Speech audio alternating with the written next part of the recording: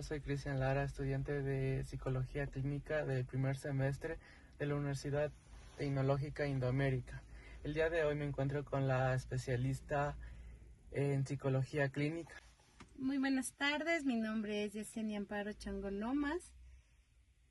Mi registro como tal es el 1005-2019-2103-130. Actualmente laboro en una unidad educativa. Asimismo, el enfoque que utilizo es humanista, centrado en la persona. Y en esta entrevista, netamente, el enfoque principal va a ser centrado en la persona. Muy bien. A continuación le voy a hacer unas 3 preguntas. ¿Cuál ha sido el paciente más difícil de manejar a nivel comunicativo en su experiencia? Ya, el más, digamos que antes que difícil, digamos que significó un reto, fue una estudiante de 17 años quien vivía ya con su pareja, tenía su esposo como tal, ¿no? Pese a ser menor de edad, tenía su familia y su hijo, quien había fallecido en un accidente de moto. Entonces eso provocó que el duelo de la persona sea muy difícil de llevar, afectándole tanto en el área académica y socioemocional, que aquí es lo que hizo que todo desencadene a nivel tanto personal y académico. Okay. Ya. Recordemos que cuando tenemos este caso de una muerte repentina, que no pasamos y tampoco sabemos pasar un proceso de duelo como debería ser, sino que nos enfrascamos siempre a la negatividad, también conlleva a tener conductas que van a ser pasivo-agresivo. Entonces, cuando tú comienzas a conversar con la paciente, con el estudiante, yo siempre les digo consultistas o consultores, ¿no? Sienten o piensan que hablar de este tema no tiene sentido. Entonces, esto te lleva a tratar no hacer maravillas, sino tratar de empatizar y enfatizar con la persona. Entiendo. Ya.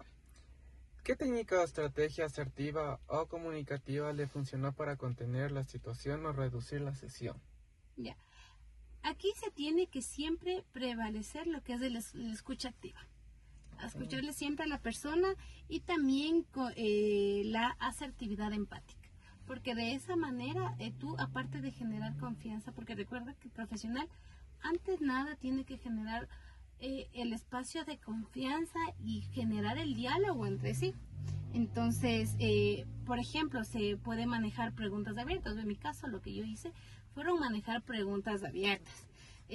Por ejemplo, decirle: entiendo lo que pasó, ¿quieres contarme algo más? Alguna situación que estés pasando, porque ningún paciente viene y te dice: vea, esto jamás. O sea, el ambiente, sí, la comunicación siempre va a ser lo primordial.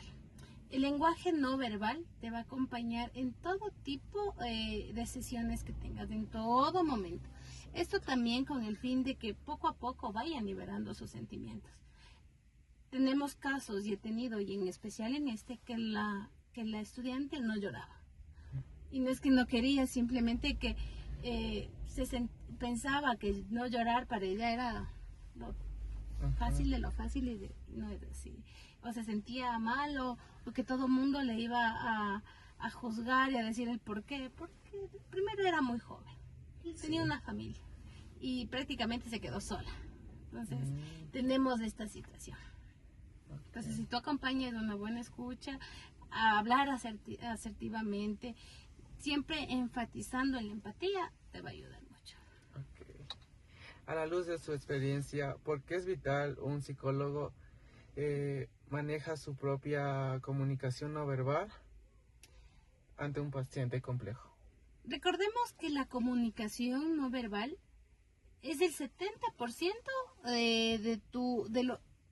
la comunicación no verbal es del 70% del lenguaje de la comunicación, de lo que tú vas a transmitir dentro de una entrevista. Entonces, solo tu postura de confianza, tal vez alzar la voz, bajar, llevar un tono adecuado, cómo te sientas, cómo te proyectas a esa persona, vas a generar lo que te mencionaba, el ambiente de confianza. Porque si tú vas, ejemplo, tú eres ya el psicólogo de que unos cuantos años de graduado y llega una paciente y le dices, ¿y qué te pasó? ¿Cómo te vas a sentir? Chuta. Entonces, correcto. Entonces, ¿qué generamos nosotros? Mi espacio. Muy buenos días, mi nombre, ¿cómo te llamas tú? Te presentas, generas un ambiente, generando una confianza.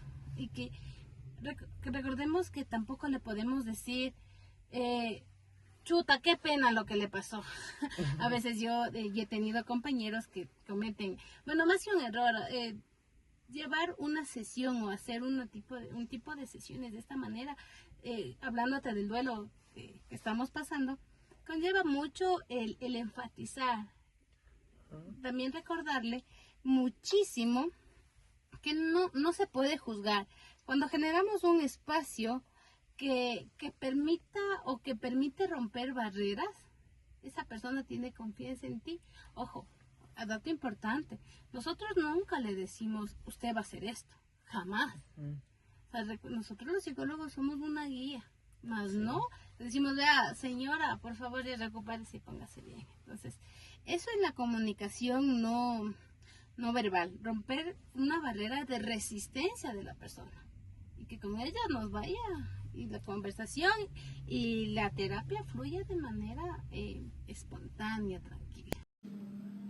En conclusión, este trabajo me dejó súper claro que atender a una persona en crisis no es para darle órdenes ni pretender resolver su vida de golpe, sino usar la comunicación verbal, asertiva y la validación emocional para crear un espacio seguro.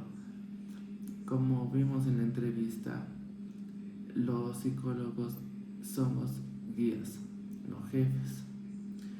Y mi reflexión personal es cuando dejamos de poner cosas y realmente escuchamos con empatía, logramos romper esa resistencia o freno que con el paciente, haciendo terapia de forma natural y que la persona de verdad empiece a sanar.